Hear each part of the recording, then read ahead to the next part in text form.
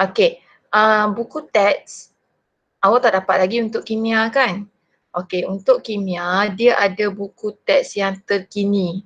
Sebab buku teks yang kalau awak ambil yang hujung tahun, awal-awal tahun hari tu dia ada pembetulan.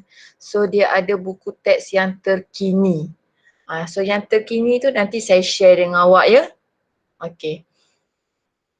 So untuk hari ini, okay, kita sambung perbincangan kita tajuk ini. Yang ni kan? Belum bincang lagi. Betul Cikgu. Ya, okey, betul.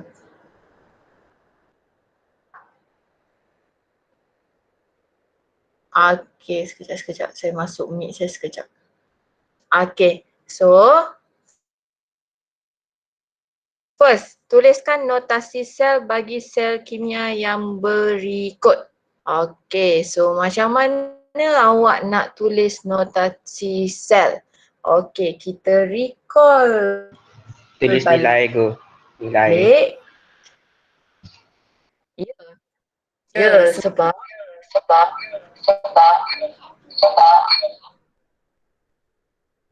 okey, sebab kita ada anod dengan katot kan? Anod sebelah kiri terminal negatif, katot sebelah kanan terminal positif. Macam mana awak nak tentukan terminal negatif dengan terminal positif? Ingat lagi tak? Cikgu ejen penurunan ejen pengosidaan Cikgu. Yes, awak rujuk kepada sini, betul tak? Okey. Yang Betul. mana ejen penurunan tinggi atau lebih negatif, so bermakna dia adalah terminal apa? Negatif Cikgu. Yes, terminal negatif. Okay, so this one terminal Positif. okay, terminal positif. Okay, so kita rujuk kepada ini. Okay, so sternum dengan magnesium. Okay, langkah pertama apa yang awak perlu buat, awak perlu rujuk kepada nilai inot dia. Okey, mana nilai inot untuk sternum? Okey, sini. Okey, nilai inot untuk sternum. Okey.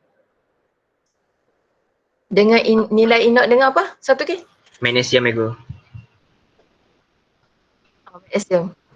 Nyanyuk saya. Okey, nilai inot untuk magnesium. Okey, so ada dua. Okey, so kita pergi ke sini balik. Okey.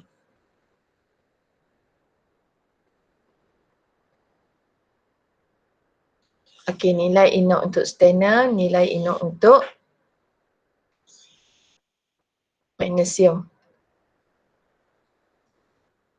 Okey, so antara magnesium, bila awak rujuk dekat sini, nilai inot ni jangan bimbang. Okey, this one, siri keupayaan elektrod piawai ni akan diberi semasa peperiksaan. Ada dua yang akan diberi. Dia akan bagi siri keupayaan elektrod piawai satu dengan jadual berkala unsur satu. Okey, so ada dua yang diberi. So awak tak perlu hafal tetapi awak perlu tahu atau pandai guna dia. Kalau diberi tak pandai guna, sia-sia juga. Okey, so bila nampak soalan macam ni, kalau dia suruh tulis notasi sel, so awak rujuklah kepada ini. So yang mana anod, yang mana katot? Atas anod bawah katot Cikgu. Magnesium. So magnesium nilai dia lebih negatif berbanding sternum, betul tak? Betul. Bila nilai dia lebih negatif, so kita boleh katakan magnesium ini sebagai anod.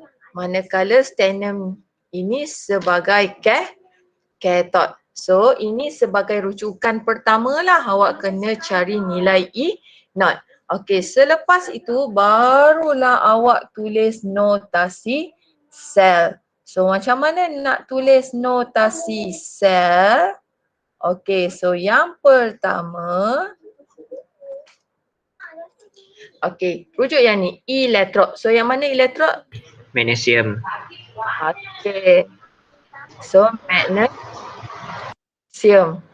Okey, kemudian elektrolit. Magnesium. Magnesium 2 plus. Magnesium 2 plus. Yes, magnesium 2 plus. Okey, lepas tu Kecang garam. lupa saya. Ya Allah ya Tuhanku. Apa saya lupa tulis kat sini? 2 plus ego, 2 plus. Pepejal ataupun aqueous ego. Pepejal. Pepejal. Magnesium Pejal. Pepejal. Ini saya lupa tulis. Kemudian magnesium 2 plus 2 aqueous. plus. Aqueous. aqueous. Okey, Aqueous. lepas tu Titiang garam. titiang garam. Kemudian kita rujuk kepada ini. Yang mana elektrolit dia? Ion stannum 2 plus. Stannum 2 plus. Ya, ion stannum 2 plus. Aqueous. Aqueous. Pagar stannum. Kemudian stannum Stannum. Pepejal. dalam keadaan Pejal. Pepejal. jawapan. Yes, jawapan Notasi untuk sel. A. Ya. Boleh semua dapat yang ni? Boleh ego. Boleh. Okay. So next untuk B. Okay. Kalau B awak perasan klorin dia wujud dalam bentuk gas. Ini bentuk aqueous, betul? So Betul. yang ni aqueous, yang ni aqueous. Okay, so kalau kita tengok kewujudan dia semua ni, elektrod memang mesti dalam keadaan pepejal. So bila ini berlaku, kalau awak tengok semua dalam keadaan gas aqueous, macam mana awak nak guna pepejal? Sebab itulah adanya elektrod, awak guna elektrod platinum. Okey, ataupun simbol dia adalah PT. Okey, so kita guna elektrod platinum. Kenapa elektrod platinum digunakan? Kerana sifatnya lengai. Bermakna bila dia digunakan dalam dia punya sel kimia ini, dia tidak mengambil tempat dalam tindak balas. So dia kekal seperti asal saja. So dia tak ada sibuk-sibuk, aku nak join, aku nak dapatkan hasil juga. Tak ada. So dia hanya sebagai pembantu saja. Okey, boleh? Okey. So bila di sini, so kat sini kan mesti, okey, so sebelum tu kita tentukan dahulu. Okey, antara klorin dengan manganat ini, yang mana menjadi anode, yang mana menjadi kathod. Kebetulan dia duduk serentak kat situ, senang saya copy. Kejap. Okey, so awak rujuk di sini dahulu. Okey, so bila awak rujuk di sini, ya Allah ya Tuhanku, semula.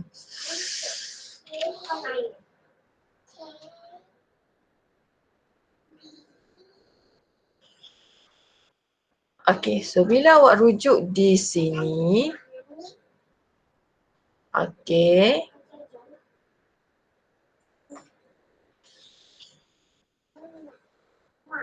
Okey, bila awak rujuk di sini, okey, yang mana lebih tinggi kedudukan dia? Yang mana ejen peroksidan, yang mana ejen penurunan? Klorin ego.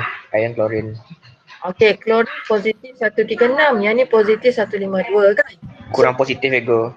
Okey, kurang positif, lebih positif. So kalau kurang positif, Ejen penurunan. ejen penurunan. So kalau ejen Anode. ataupun kita guna kaedah yang ni. So sini ejen peroksidaan, sini ejen Penurunan. So kalau ejen penurunan, ingat yang saya bagi tahu rumus tadi, apa dia? Kalau ejen penurunan dia adalah terminal negatif. Kalau dia adalah anode. So anode adalah klorin sekarang kan? Okey, manganat ni untuk kathod kan? Okey. Betul. Bila awak nak tulis, sebab dia mesti menggunakan elektrod platinum pepejal, so PT P pepejal, betul tak? Betul. Okey. Kemudian, okey. So ada dua ni. Macam mana awak nak tulis? So, buat sahaja seperti ini. Sebab dua-dua itu dalam Bukan pepejal. ya. Okey. Dia dua-dua adalah larutan ion. Nampak tak? Dua-dua adalah aqueous kan? So dia larutan ion. Okey, kemudian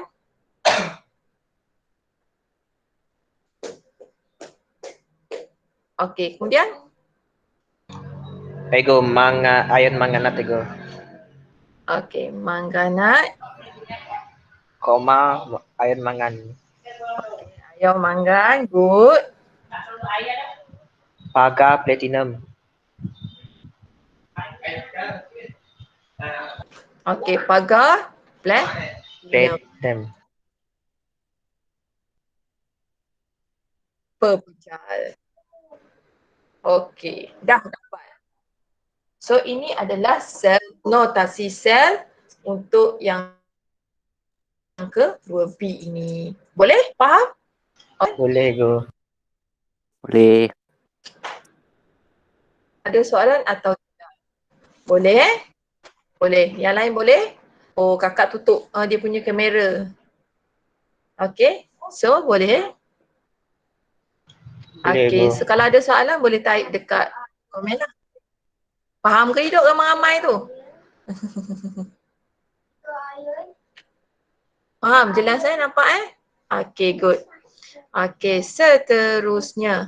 Okey, pengiraan pula. Hitung nilai voltan bagi sel yang berikut. Okey, nak kira nilai voltan pula bagi sel yang berikut. Okey, so kita guna rumus yang mana? Kita guna rumus yang ini. Okey, voltan sel E0 sel dapat ditentukan menggunakan rumus berikut. Okey, E0 sel sama dengan E0 terminal positif tolak dengan E0 terminal negatif. So awak kena cari terminal negatif dengan terminal positif dahulu. Okey, so antara nikel dengan plumbum. Okey, nikel. Berapa nikel ni? Negatif 0.25. Okey, nikel negatif 0.25. 5. Okey, plumbum. Negatif 0.13.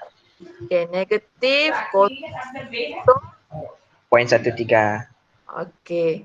So antara dua ini, plumbum dengan nikel, yang mana anode, yang mana kathod? Nikel anode, plumbum cathode. Okey, kenapa awak kata nikel anode? Kenapa awak kata plumbum kathod? Sebab nikel nyempurnya ego. Nikel Lebih negatif ego. Lebih negatif ego. Ya. negatif ego. Okey, so nikel lebih Negatif. Okey, so E0 sel sama dengan, so berapa rumus dia? Masukkan. Negatif 0.13. Okey, negatif 0.1. 3. Okey, tolak ke tambah? Tolak. Tolak. Negatif 0.25. Oh, okey, so berapa jawapan dia?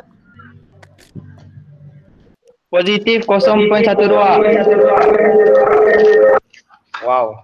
Ya, positif 0.12 volt. Voltan. Tertinggal V salah.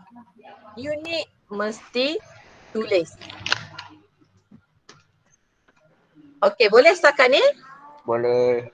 Okey, kita tengok Boleh. kita tengok yang B pula. Okey, B antara Aidida dengan Argentum. Okey, kita rujuk kepada ini. Aidida berapa dia punya ni? Aidida 0. 0.54. Okey, awak baca kat saya, awak cari Ada buku, tak ada buku Argentum? Positif 0.80. Positif. 0.80. 0.80. Okey, positif 0.80. Okey, so daripada sini tentukan dahulu yang mana terminal negatif, yang mana terminal positif. Yang mana? Ya Ego, yang kiri negatif, kanan positif Ego. Sebab ni dalam notasi sel dah Ego. Yes, so ini adalah anode lah. So sini adalah Betul. cathode. Okey, so E not cell sama dengan Positif 0.80. 0.80 Tolak. dengan positif. Positif 0.54. Okey, so berapa jawapan dia? Positif 0.26. Positif 0.2 6 voltan. voltan. Dah dapat. Boleh? Boleh. Okey, next. Boleh.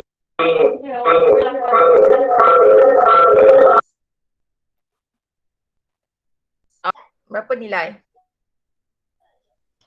Positif 0.77 Berapa Ego. nilai untuk ferrum? Positif 0.77. Okey, kita cari betul-betul. Ferrum 3+ kan? Okey, 0.77. Okey, magenta ada Positif 0.80. 80. Positif. Positif. Positif negatif nilai depan ni jangan tinggal, wajib tulis. Okey? So kita tengok E not cell dia. Okey, yang mana cathode, yang mana anode? Kiri anode, kanan kathode. Okey, kiri anode, kanan cathode. Okey, 0.80 tolak dengan positif 0.77. So dapat berapa? Positif 0.03. Okey, wajib tak tulis positif depan ni? Wajib. Wajib. Kena tulis positif ataupun negatif hasil dia. Boleh? Dan unik dia sekali. Okey, next. Last one. Bromine. Berapa nilai? Bromin positif 1.07. Okey, positif 1.07. Klorin. Positif 1.36. Okey, positif 136. So yang mana anode, yang mana cathode? Kiri anode, kanan kathode. Okey, kiri anode, kanan cathode. So bermakna positif 136 tolak dengan positif 1.07. So berapa jawapan dia? Positif 0.29 voltan. Okey, positif 0.29 voltan. Pandai.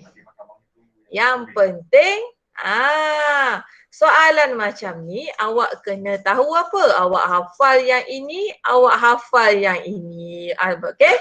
Kemudian awak tahu. Okey, semakin menurun ejen peroksidaan, so maknanya proses apa? Penurunan. Terminal? Negatif, positif. Kathode. Yes, terminal positif ataupun cathode. So this one, ejen penurunan meningkat, proses Pengoksidaan. okay, pengoksidaan. Terminal? Negatif. Okay, terminal negatif. Kemudian Anode. okay, yes, dia adalah anode. Ini saja kesimpulan dia sebenarnya. Once awak hafal yang ini, no problem. Keluarlah soalan apa-apa pun tentang notasi sel ke, tentang pengiraan voltan sel pun, no problem. Okey, boleh? Boleh. Okay. Kalau boleh, saya nak masuk topik yang baru hari ini. Okey, ready semua? Ready. Okey, so yang lepas awak belajar tentang sel kimia. Okey, so hari ini kita masuk kepada sel elektrolisis. Okey, sel elektrolisis. Okey, sel elektrolisis first, sebelum kita pergi dengan sel elektrolisis, kita mesti faham dulu tentang elektrolit dan bukan elektrolit. Okey, elektrolit dengan bukan elektrolit. Elektrolit bukan elektrolit. Okey, pada tahun 1834 Michael Faraday, okey, dia mengemukakan hukum Faraday. So, beliau menamakan bahan kimia yang mengkonduksi arus elektrik, okey, yang boleh mengkonduksi arus elektrik, okey, sebagai elektrolit. Okey, tidak boleh mengkonduksi arus elektrik sebagai bukan elektrolit. So, boleh beza So, elektrolit, okey, so elektrolit boleh konduksi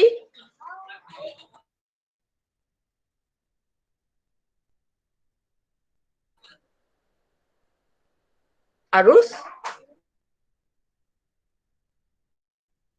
elektrik. Okey. Bukan elektrolit, tidak. Okey. So, apa mengalirkan arus keadaan lebur atau larutan aqueous dan mengalami perubahan kimia. So dia ada dua keadaan sahaja. Dalam keadaan lebur atau larutan aqueous. Barulah kita panggil dia sebagai elektrolit. Okey, bukan elektrolit, kau bagilah leburan ke, larutan aqueous ke, pepejal ke, dia tidak boleh mengalirkan arus elektrik. Okey, kita tengok peta pokok ini. Apa bahan yang kita boleh katakan itu elektrolit? Apa bahan yang kita boleh katakan itu bukan elektrolit? Okey, first kita pergi bukan elektrolit dulu lah sebab simple. Okey, so bukan elektrolit.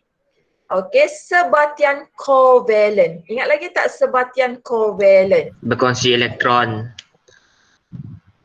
Yes, dia berkongsi elektron. Antara apa? Antara unsur? Logam Bukan tambah logam bukan dan logam. Logam. Kovalent. Yes, berkongsi elektron antara unsur bukan logam dan bukan logam. So kalau awak tengok gabungan antara bukan logam, itu adalah sebatian kovalent. Dan sebatian kovalent dia tidak boleh mengkonduksikan elektrik. Okey, kenapa? Sebab dia hanya wujud dalam bentuk molekul. Sebab kita tahu kan kovalent adalah molekul. So kenapa dia wujud dalam bentuk molekul? Sebab tidak ada ion-ion yang bebas bergerak. Okey, tiada ion-ion yang bebas bergerak. Sebab itulah bukan elektrolit. Dia tidak boleh mengkonduksikan arus elektrik dalam semua keadaan. Okey, so elektrolit. Elektrolit dibahagikan kepada dua. Satu, sebatian ion. Dua, asid dan alkali. Okey, kita pergi yang awak biasa dahulu. Sebatian ion.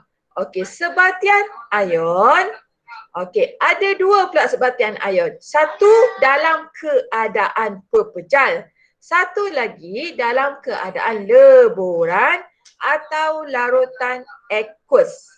Okey, so ada dua keadaan, pepejal dan leburan atau larutan aqueous. Okey, walaupun nama dia sebatian ion, tetapi dalam keadaan pepejal, dia tidak boleh mengkonduksikan elektrik.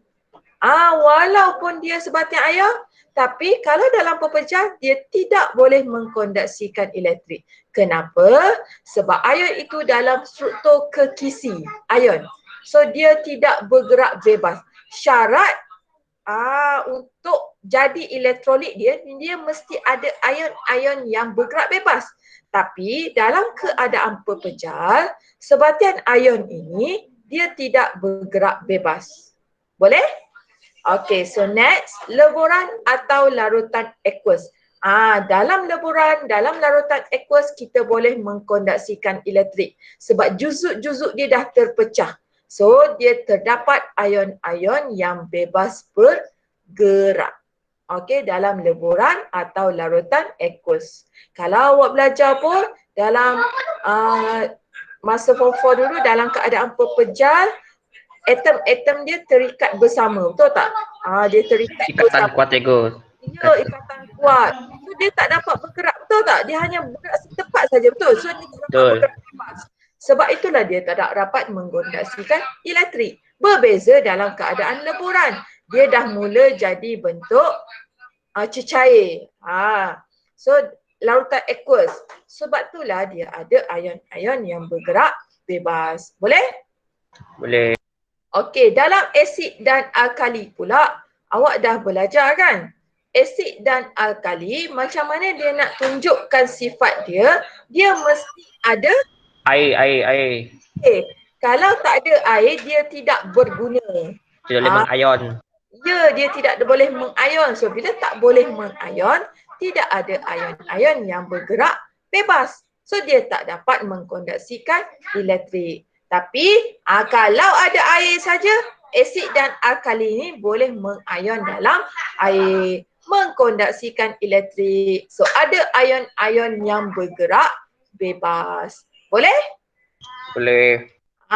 So apa dia elektrolit? Elektrolit ada dua lah, sebatian ion, ada asid dan alkali. Tapi untuk sebatian ion dalam keadaan leburan atau larutan aqueous sahaja.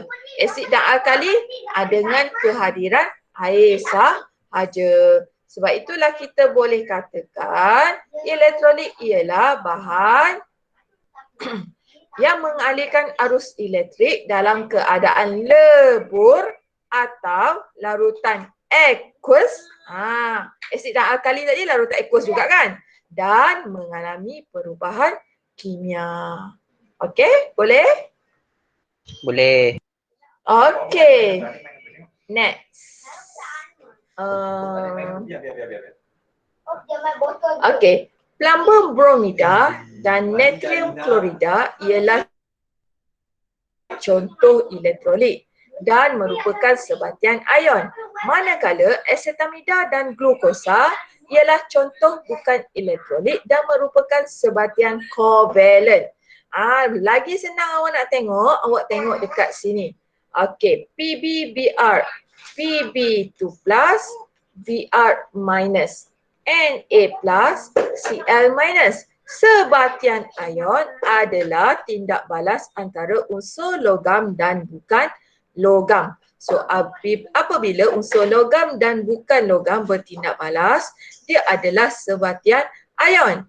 Okey, so kalau awak tengok dalam plumbum 2 bromida, ada ion plumbum, ada ion bromida. Logam bukan logam. Logam bukan logam. So kita boleh katakan dia adalah contoh elektrolit. Okey, kalau kita tengok asetamida dengan glukosa. Kalau awak tengok unsur karbon, hidrogen, oksigen, nitrogen, semuanya bukan logam. Glukosa, karbon, hidrogen, oksigen, semuanya bukan logam. Sebab sebatian kovalent adalah antara bukan logam dan bukan logam. Okey, boleh setakat ni? Boleh. Okey, kita tengok contoh. Walaupun ada ni plumbum 2 bromida dan awak tak boleh dengar, awak kena guna istilah yang betul. Leburan, plumbum 2 bromida dan larutan natrium klorida boleh mengkondaksikan elektrik kerana terdapat ion-ion yang bebas bergerak. So ion-ion ni awak tahulah dia boleh membawa cas. Cas apa? Cas Negatif. negatif. Okay, good. So asetamida glukosa tidak boleh sebab walaupun dia lebur ke, dia larutan aqueous ke, sebab dia kekal wujud sebagai molekul. So dia pun tak ada ion-ion yang bergerak bebas. Tak ada juga ion-ion yang membawa cas yang berbeza. Okey, boleh?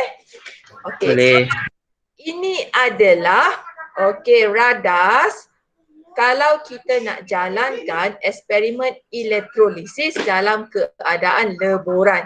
Dan ini adalah simple radas untuk elektrolisis larutan. So kalau dalam elektrolisis ada dua jenis radas yang digunakan. Satu ni this one untuk leboran, dan yang this one dalam bentuk larutan. Awak tahu tak leboran tu macam mana? Apa dia leboran? Macam pecahan lebur tu ke? Awak pernah tak gula awak buat caramel? Buat biasa buat caramel kan?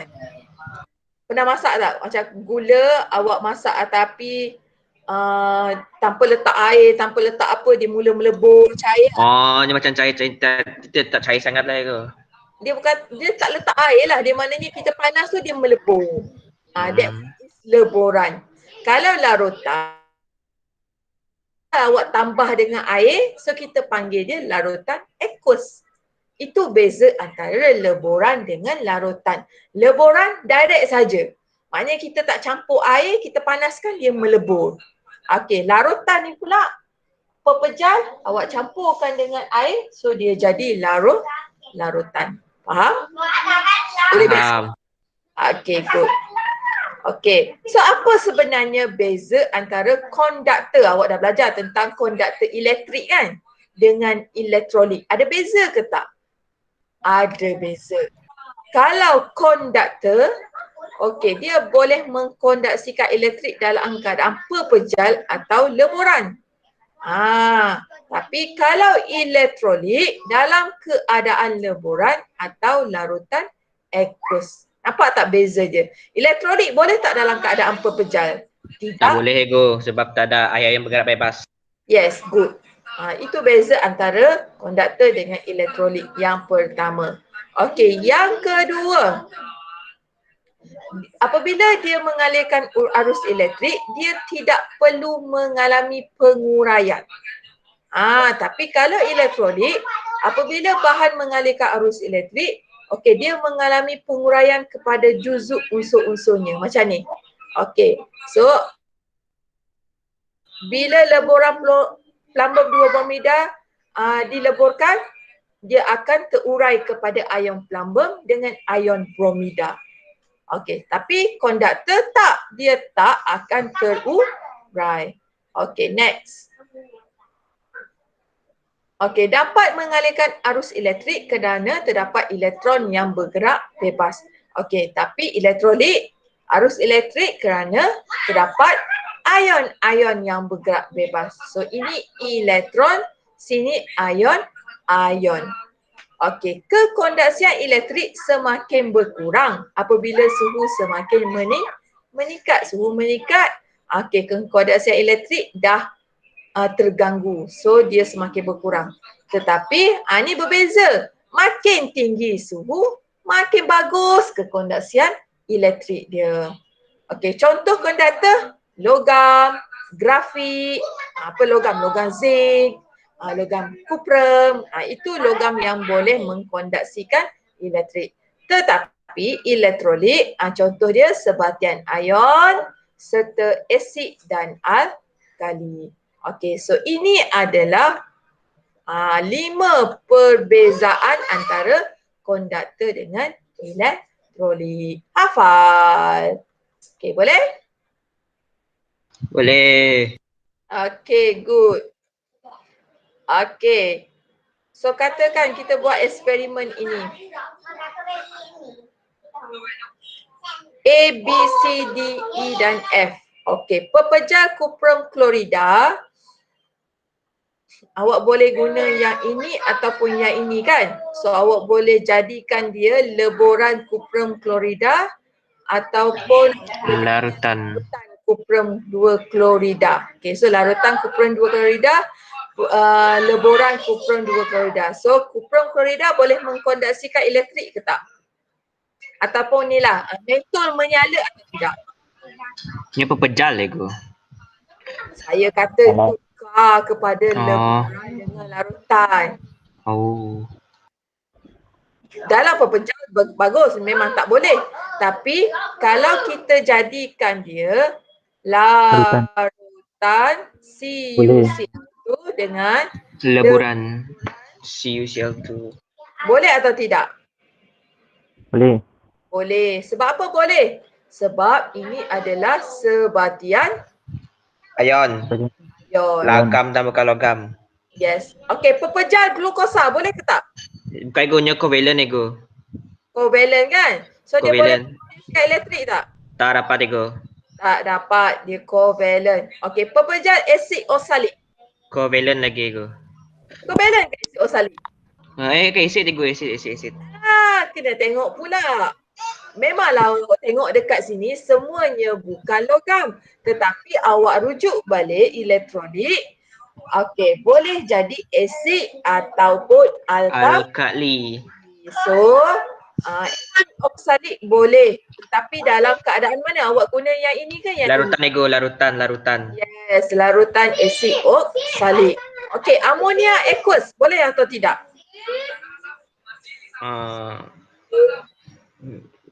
Boleh ego. Soalnya leburan ataupun larutan aqueous ego.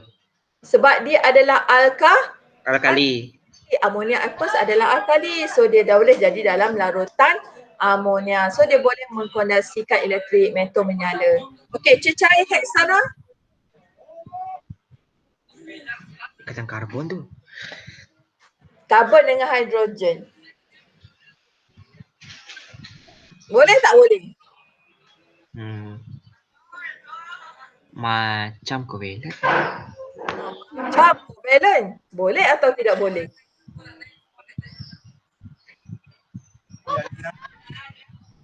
Tak boleh. Betul lah reason awak tadi. Sebab dia adalah covalent. Yakin.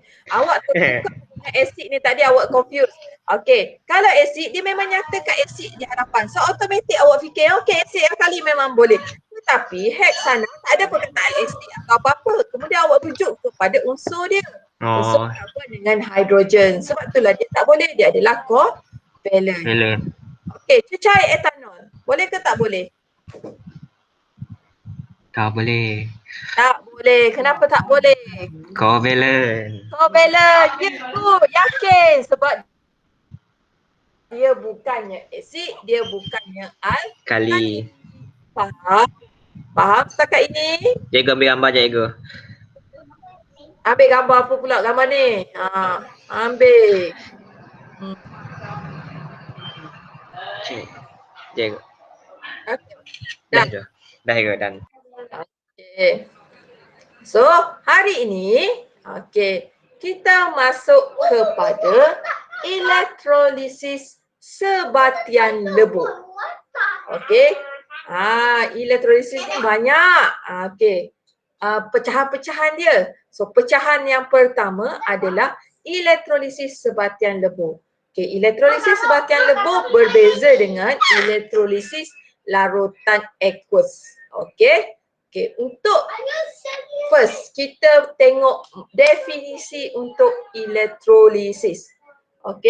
Proses penguraian suatu sebatian dalam keadaan lebur atau larutan aqueous kepada unsur juzuknya apabila arus elektrik mengalir melaluinya. Proses penguraian suatu sebatian tu sama ada dalam keadaan leburan atau aqueous apabila unsur juzuk kepada unsur juzuknya apabila arus elektrik mengalir melaluinya. Hafallah masuk elektrolisis ini. Hafal. Apabila arus elektrik dialirkan melalui elektrolit, ion-ion akan bergerak bebas. Anion akan bergerak ke anod. Cation akan bergerak ke katot. So, semasa proses elektrolisis dijalankan, tindak balas redox berlaku pada anod dan katot. Ambil anak saya tata. Bagus. Okey. Okey, kita ada yang ini. Okey, saya ambil yang ini dulu. Okey, so awak ada ini. So ini elektrolisis leburan plumbum bromida. Okey, sebelum itu saya buat nota kecil dahulu. Okey, so kita akan ada anod dengan katot. So macam mana awak nak menentukan anod dengan katot? Awak rujuk kepada ini. Apa ni? Bateri. Okey. Yang panjang adalah positif. Yang pendek adalah negatif. Okey. Di mana elektrod anod adalah elektrod Negatif. awak jangan tertukar dengan sel kimia. Sel kimia anod elektrod negatif kan, terminal negatif kan. Berbeza dengan elektrolisis. Anod elektrod positif, katot elektrod negatif. Okey, nampak kat situ? Okey. So, macam mana awak nak tahu yang mana anod yang mana katot? Tengok kepada bateri ini. Panjang, pendek, panjang, pendek. Oh, katotnya dia, pendeknya dia. Katot kat situ. Pendek katot rupanya. Okey, so yang panjang ini adalah anod. Di mana yang panjang anod itu positif. Orang yang ketok-ketok ni selalu rasa negatif je hidup dia. Boleh? Okey. Okey. So, next. Nota lagi yang saya nak tambah. So, bila awak ada anod dengan katot, okey. Dalam PB VR2, okey. Dia akan terurailah kepada ion plumbum dengan ion bromida. Okey. So ion plumbum, okey. Ion yang positif kita kenali dengan nama apa?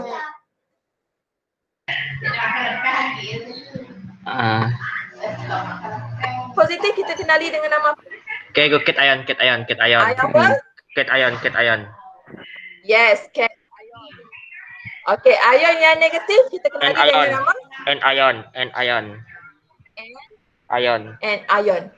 Okay, so ingat sini. Sini pun ada cara nak ingat dia. Okay, cation positif and ion negatif. Ada yang T tu, cation lah, T lah. So ion yang positif and ion yang negatif. Okay. Kita rujuk kepada ayat ini balik tadi. Okay. Anion bergerak ke anod. Cation bergerak ke katot. So apa sebenarnya? Okey. So anod ialah elektrod positif. Katot ialah elektrod yang negatif. Okey. So kebiasaannya ion yang positif akan tertarik kepada elektrod yang negatif. Faham tak? Faham, Ego. Kesuatan kimia. Ion Faham, Ego, faham. Okey, ion yang negatif tadi akan tertarik ke elektrod yang positif. Okey, so dalam ni katakan dalam ni awak dah ada PB2+. Ya Allah, sorry, semula. Okey, so dalam ni awak dah ada. Okey, awak ada dalam ni lah awak ada PB2+, awak ada bromida. Banyak ni PB2+, awak ada banyak bromida. Okey, so awak dah label sini negatif. So siapa yang akan pergi kepada sini? Elektrod ini. Ego yang PB. Ya, PB2+. Kenapa PB2+ pergi? Sebab dia adalah Positif. cation. So dia Cation. akan pergi kepada Cathode cathode. negatif. Kemudian dalam ni bromida, Br negatif. Okey, so dia adalah anion. So dia akan pergi ke elektrod yang Positif. boleh?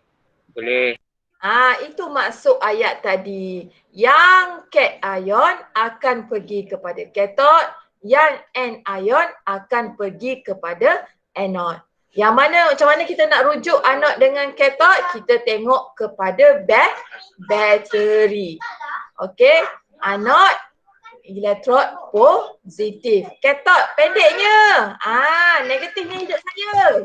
Cathode. Adalah elektrod negatif. Orang pendek sorry ya, terasa ke? Okey. Okey, next. Okey, semasa proses elektrolisis dijalankan, tindak balas redox berlaku. Kenapa dia boleh katakan tindak balas redox berlaku? Kenapa? Adanya proses pengoksidaan dan penurunan. Yes, kerana kita masuk kepada balas redox.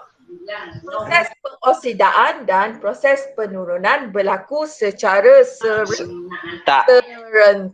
Okey, so bila ion ini masing-masing bergerak kepada elektrod masing-masing, okey, kita pergi dahulu kepada anod.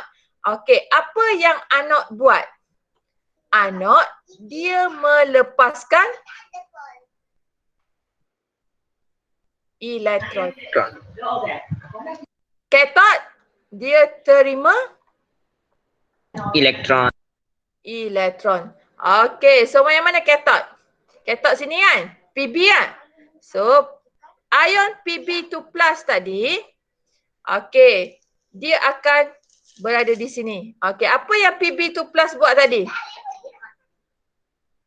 Dia terima elektron. So berapa elektron yang diterima?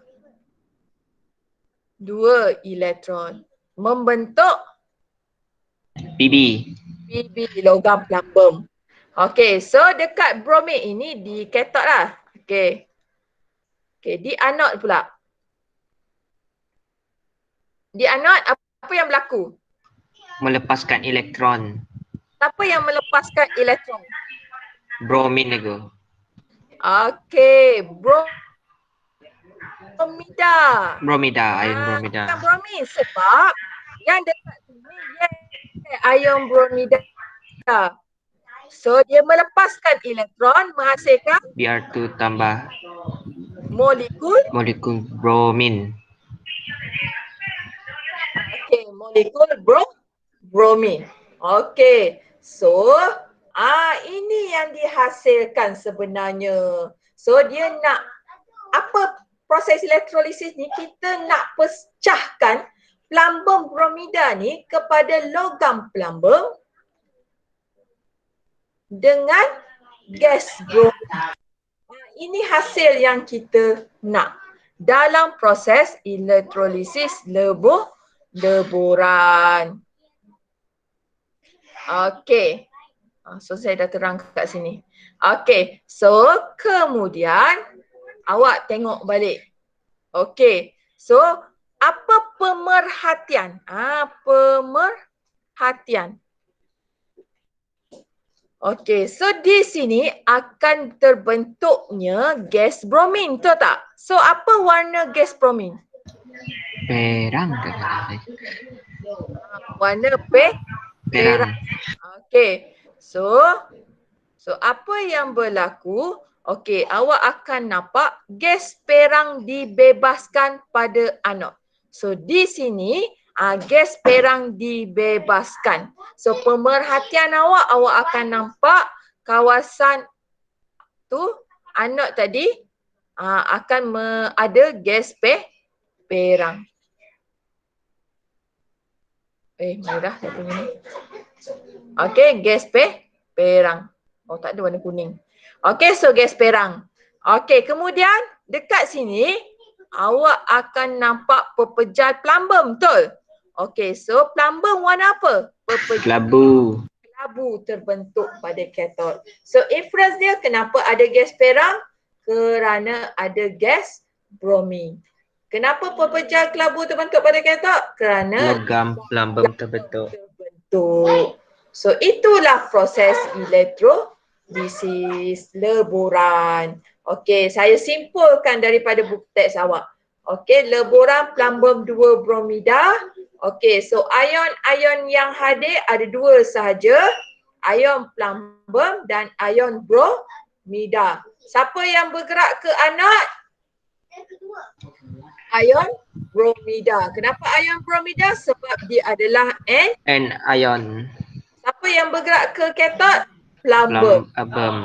Sebab dia adalah ion. Ion. Okey, set ion. So apa yang anod buat? Dia lepaskan elektron. Yang ni Terima elektron. okey, so apa pemerhatian di anod? Gas perang dibebaskan. Apa pemerhatian di katot? Pepejal kelabu terbentuk. Pemerhatian ni apa yang awak nampak dengan mata kasar ya. Bukan awak bagi tu. Okey. So daripada mata kasar tu awak baru tahulah. Itulah kita panggil dia efference.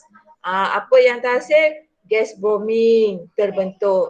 So nama hasil dia inilah nama hasil bromine, nama hasil dia plumbum. So penerangan pembentukan hasil, dua ion bromida membebaskan dua elektron membentuk molekul bromin. Buat ayat daripada persamaan ni. Dua ion bromida melepaskan berapa elektron? Dua elektron. Membentuk bromin ni molekul kan? Molekul bromin. Ion plumbum. Ion plumbum terima berapa elektron? Dua elektron. Membentuk Logam plumbum. atom plumbum. Atom. Okey. So jenis tindak balas pada anod, tindak balas pengoksidaan. Kenapa pengoksidaan? Melepaskan elektron.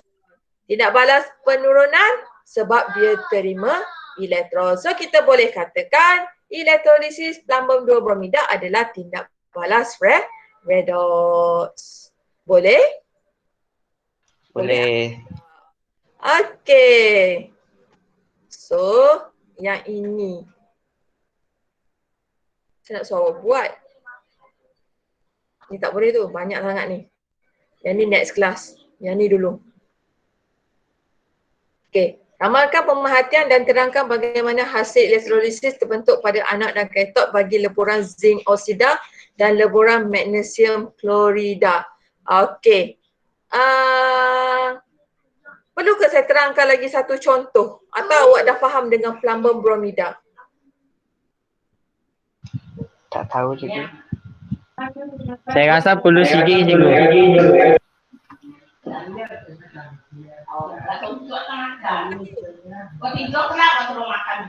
Pakai yang zinc oksida tu tadi ke? Terangkan apa zinc oksida? Ke magnesium klorida? Mana-mana je lagi. Yang ni saya tinggalkan awak, saya terangkan. Okey.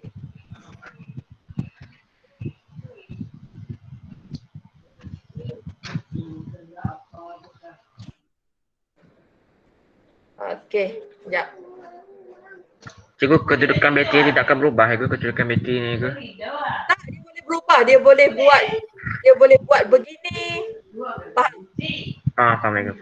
Bila dia buat begini, dia lukislah macam mana bentuk pun. Janji awak tahu yang panjang, yang pendek. Ketot. Okey. Okey, so Allah buruk lukisan saya. Halal lah. Okey, so panaskan lah. Okey, katakan dalam ini leburan natrium klorida. Okey, leburan natrium klorida. Okey, yang mana anod, yang mana katot? Kiri anod, kanan katot. So positif, Negatif. negatif.